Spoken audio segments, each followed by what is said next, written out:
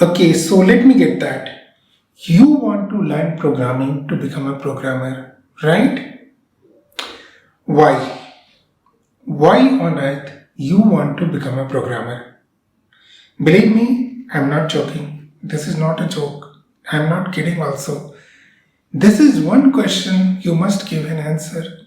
If you really want to become a programmer, this question must be answered by you. Agent, don't you think this must be the case?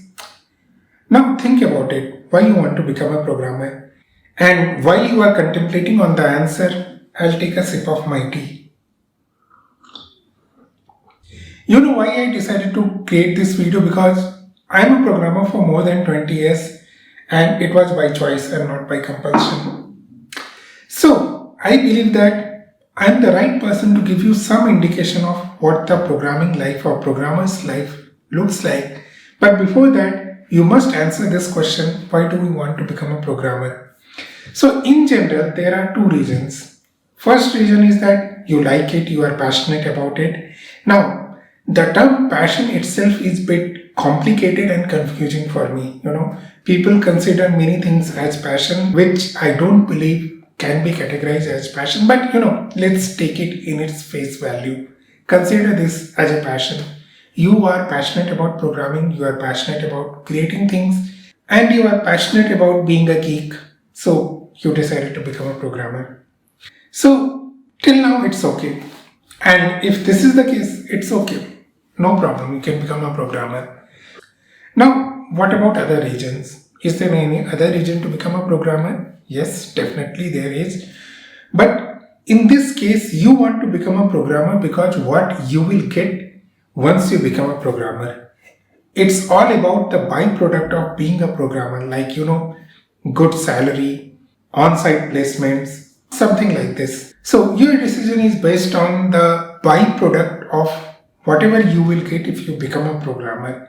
And when I asked this question to many people during my 2 decades of career, most people answered me that they want to become programmer because they are passionate about it, but once you know them more, they want to become programmer because they wanted to get the byproducts of being a programmer. And that's the precise reason people want to move to non-programming positions as soon as possible. So first 2-3 years are fine, then you go to team lead, scrum master, product owner, project manager, program manager position. Now, I am not saying anything as good or bad. There is nothing like this. All individuals are entitled to do things where they can think that, their career can flourish.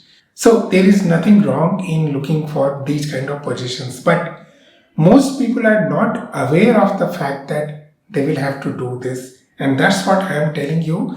Because if you are trying to become a programmer to get the byproducts of being a programmer, you will have to get into these positions as soon as possible, because if you remain in programming without being interested in that, it is not going to be good for the individual as well as for the organization you are working for.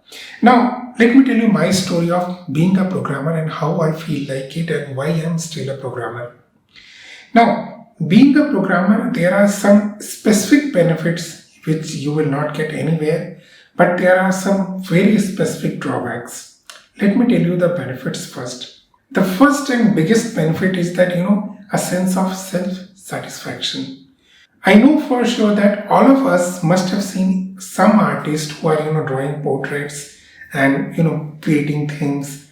They are very satisfied because they are very satisfied with their creation. And when somebody is creating portrait, a good artist is creating a portrait, the person immerses themselves into the act. So while they are creating the art, they are just thinking about the art. The same is true for programming because programming is also an art. People mainly say that programming is an engineering activity, but you know what? All engineering activities are art, right? It's an art which requires individuals' imagination and creativity. And if you decide to become a programmer, you will get ample chances to apply your individual creativity and innovation. So that's one of the main reasons why I decided to remain a programmer. Now there are some drawbacks also. Let me talk about the biggest drawback. The biggest drawback is No matter how awesome your job is, no matter whatever the creative things you come up with, no matter how innovative is your creation, it is unlikely that you will come in foreground. You will always remain in background. Head of department may get praise for what you do. Your company may get praise for what you do. In whole industry, your CEO might get a praise for what you do. Nobody will, tell that this person did that. Similarly, I'll tell you one incident which happened to me in my career. So there was some problem happening in the software. Its problem was running on a Linux operating system. And this problem was so big that nobody was able to find any solution to it. Me and my colleagues in India as well as in Finland, they were trying hard to find a solution for it. And later on, we found that the solution is not in our software. The solution required to be done in Linux kernel. And it was such a complicated thing. We needed to change just a couple of lines of code, but it was such a complicated thing that, only a real programmer can understand what it means to change a couple of lines of code in the Linux kernel. But when this problem was solved, nobody even knew what is the meaning of changing code in the Linux kernel. Things went back to, same way.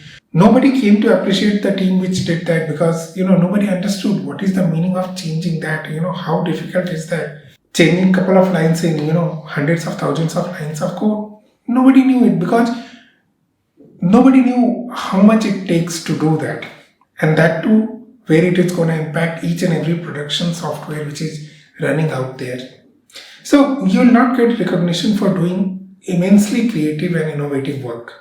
But I was okay with it because I was enjoying the things which I was doing, and I don't know whether this was the right decision or wrong decision, because as per many other people this was the wrong decision. Even what I am doing right now is a wrong decision. I am recording videos, it's a wrong decision. There is a saying that listen to everyone but do what your heart says, what your mind says. So you are responsible for your own decisions and your own destiny, and you should make the decisions, but you must listen to everyone, because when you listen to everyone you gather data points.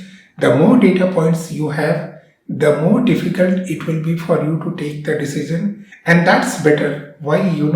Because you can analyze it in detail before taking any decision, and you are not taking decision just because someone else is saying something or someone else is pushing you to do so, because at the end of the day you are the only person who will enjoy the success of your decision or suffer the failure of your decision. So that's all I wanted to talk to you today. Thank you all. Thanks for watching. We will meet again. Until the next time we meet, good day, goodbye. You take care.